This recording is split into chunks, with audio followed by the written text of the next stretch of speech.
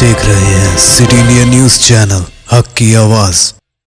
नाज़रीन, हमने अपने वसाइल के ज़रिए वहाँ के हालात को जानने की कोशिश की और इस नतीजे पर आए हैं कि ये जो शिकस्त भारतीय जनता पार्टी की है वो ख़ुद अपने पैरों पर कुड़ाली मारने के मुतादिफ है। जी हाँ नाज़रीन, आप कहेंगे ये कैसे?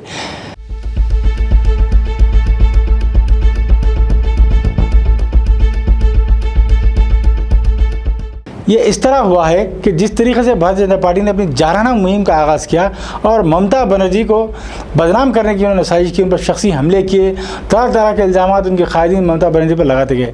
लेकिन ममता बनर्जी जो 10 साल से मगरबी बंगाल में इक़्तिदार पर हैं, वहाँ की चीफ मिनिस्टर हैं और वहाँ के पसमानदा तबक़ात में उनकी अच्छी बाइट है, वो एक अच्छी पकड़ है, उसका अंदाज़ा भारतीय जनता पार्टी के कायदीन नहीं लगा सके।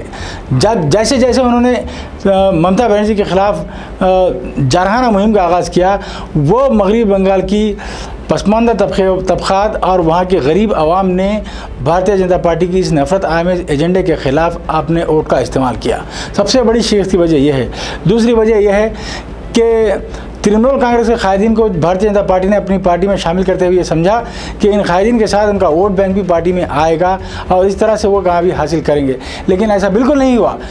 तृणमूल कांग्रेस के वो कायदीन जो बदनाम हो चुके थे और जिनको अपनी शिकस्त का खौफ था, वो लोग भारतीय जनता पार्टी में शामिल हुए और यही वजह भी कि वहाँ पर तृणमूल कांग्रेस का जो काडर है वो उन बीजेपी में शामिल होने वाले उम्मीदवारों को, लीडरों को वोट नहीं दिया, बल्कि तृणमूल कांग्रेस के नए उम्मीदवारों को वोट दिया है। और तृणमूल कांग्रेस ने भी जहाँ से उनके उम्मीदवार जिनके कायद बीजेपी में गए थे, वहाँ पर नए चेहरों को, नौजवान चेहरों को उतार कर एक वहाँ के वोटरों को रिझाने की कोशिश की और उसमें तृणमूल कांग्रेस कामयाबी होती नजर आई। और एक अहम बात यह है कि वो जो नारा ममता बनर्जी ने वहाँ पर लगाया कि माँ माटी मानुष, यानी कि मगरबी बंगाल यानी कि बंगाली और बाहरी का जो नारा वहाँ पर चला, वो भी काफ़ी ज़ोर पकड़ गया, जिसकी वजह से भी जो बीजेपी कायदीन के मुताल्लिक़ वहाँ के आवाम का तस्वीर ये है कि वो बाहरी लोग हैं, दिल्ली के लोग हैं, और ये असर भी वहाँ के आवाम में काफ़ी असर कर गया। और उसके साथ साथ एक नौजवान का वो नगमा खेला होबे, ये नगमा भी बहुत ही आवाम के अंदर मकबूल हुआ और इस नगमे को लेकर भी ममता बनर्जी ने हमेशा अपनी तकारीर के बाद खेला होबे का नारा लगाते हुए फुटबॉल फेंक कर जो है सो जिस तरीके से आवाम में एक जोश पैदा करती थी, और वो जोश भी मगरबी बंगाल में तृणमूल कांग्रेस के हक़ में आया और बीजेपी को जो है सो इसकी वजह से भी शिकस्त का सामना करना पड़ा। ये चंद वजूहत थी बीजेपी की शिकस्त की मगरबी बंगाल में। लेकिन इस शिकस्त की वजह से सारे मुल्क में आज भारतीय जनता पार्टी की साथ मुतासिर हुई है और ऐसा लग रहा है कि अब भारतीय जनता पार्टी की उल्टी गिनती का आगाज़ हो चुका है।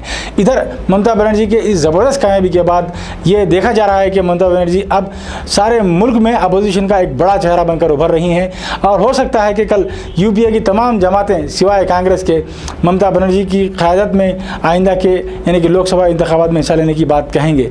अब कांग्रेस को यह तय करना है कि वो ममता बनर्जी को आगे बढ़ाती है या फिर अपने किसी चेहरे को आगे लाती है। अगर फिर यहाँ पर यूपीए में अगर निफाक पैदा होता है, यूपीए में अगर फिर फूट पैदा होती है, तो फिर एक बार 2024 में भारतीय जनता पार्टी के लिए राह हमवार हो सकती है। नहीं, अगर ऐसा नहीं हुआ, यूपीए की तमाम पार्टियां मुत्तहिद रहीं और किसी कांग्रेस से हटकर किसी कायद को अगर आगे लाती हैं, तो मैं समझता हूं कि 2024 में ये भारतीय जनता पार्टी को कड़ा मुकाबला दिया जा सकेगा। नाज़रीन, तो ये थे मगरबी बंगाल के हालात में। अब दूसरे नुक्ते पर बात करता हूँ। दूसरा नुक्ता यह है कि कोरोना के बिगड़ते हुए हालात पर सुप्रीम कोर्ट ने मरकज़ी हुकूमत को फिटकार लगाई है और कई एक सवाल मरकज़ी हुकूमत के सामने पेश किए हैं। आज उनका जवाब देना मरकज़ी हुकूमत के लिए चने लोहे के चने चबाने के मुताबिक है। आज सुप्रीम कोर्ट ने ऑक्सीजन की कमी के ऊपर नोट लिया है, सुप्रीम कोर्ट ने अद्वियात की कालाबाजारी के ऊपर नोट लिया है, सुप्रीम कोर्ट ने ऐसे बातें कही हैं जिसकी वजह से आज हुकूमत को जो सो परेशान होना पड़ रहा है। एक तरफ सुप्रीम कोर्ट ने यह भी कहा है कि जो लोग उत्तर प्रदेश में खासकर देखा जा रहा था कि कुछ लोग सोशल मीडिया पर ऑक्सीजन की कमी की बात कर रहे हैं, कुछ लोग दवाओं की कमी की बात कर रहे हैं, कुछ लोग मरीजों की रहबरी कर रहे हैं, तो उनके खिलाफ मुकदमे दर्ज किए जा रहे थे।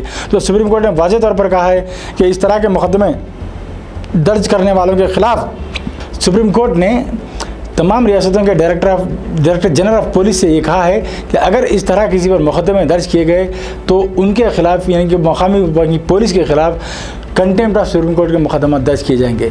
इस तरह कड़े अल्फाज में सुप्रीम कोर्ट ने पुलिस महकमों को डांटा है और हुकूमतों को भी जो है सो फौरी तौर पर ऑक्सीजन की कमी को पूरा करने की मरकज़ी हुकूमत को चैलेंज दिया है। और जो हालात कोरोना की तरफ से रूनुमा हुए हैं उस पर सख्ती से सुप्रीम कोर्ट ने अपना नोट लिया है, जिसकी वजह से आज हुकूमत परेशान है कि क्या क्या मरते क्या ना करते। इस तरह के हालात मरकज़ी हुकूमत के सामने हैं, लेकिन अभी भी कुछ लापरवाही बेइतनाई हुकूमत की तरफ देखी जा रही है। अभी भी ऑक्सीजन का मतलब अभी तक कोई वाज़ेह तस्वीर सामने नहीं आई है। अभी भी कई दवाखानों में ऑक्सीजन कम पड़ रही है, कई अमवात हो रहे हैं ऑक्सीजन की वजह से। बिलखुसूस गुजरात, मध्य प्रदेश, दिल्ली और उत्तर प्रदेश के जो हालात हैं बहुत ही इब्तर हालात हैं, वहाँ पर लोगों की जानें ज़ाय हो रही हैं। अब देखना ये है कि सुप्रीम कोर्ट की इस फिटकार के बाद ये मरकज़ी हुकूमत, सेंट्रल गवर्नमेंट क्या क़दम उठाती है और किस तरह कोरोना वबा को काबू करने की जो सो तरफ आगे बढ़ती है। और दूसरी तरफ ये भी देखा जा रहा है कि जो टास्क फोर्स हुकूमत हिंद ने बनाई थी कोरोना पर काबू पाने के लिए, उस टास्क फोर्स ने भी और ख़ुद एम्स के डायरेक्टर ने भी जो है सो हुकूमत को मशवरा दिया है कि मुल्क में कोरोना पर काबू पाने के लिए लॉकडाउन लगाया जाना ज़रूरी है। और इधर सुप्रीम कोर्ट के भी कुछ जजेस ने अपना तबसरे में कहा है कि लॉकडाउन क्यों नहीं लगाया जा सकता। तो अब देखना यह है कि मरकज़ी हुकूमत क्या करती है, क्या इस मुल्क में लॉकडाउन लगेगा कि नहीं, या फिर वहाँ जो इलाके मुतासिर हैं उन इलाक़ों में कंटेनमेंट जोन बनाकर वहाँ पर सख्ती बरती जाएगी। देखना यह है कि किस तरह हुकूमत अब कोरोना पर काबू करने के लिए काम करेगी।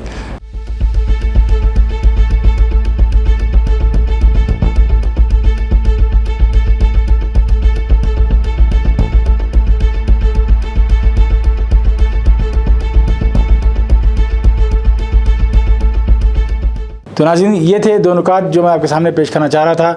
नाज़रीन, इसी तरह दीगर ख़बरों के लिए जुड़े रहिए आपके अपने पसंदीदा चैनल सिटी इंडिया न्यूज़ हक़ की आवाज़ के साथ।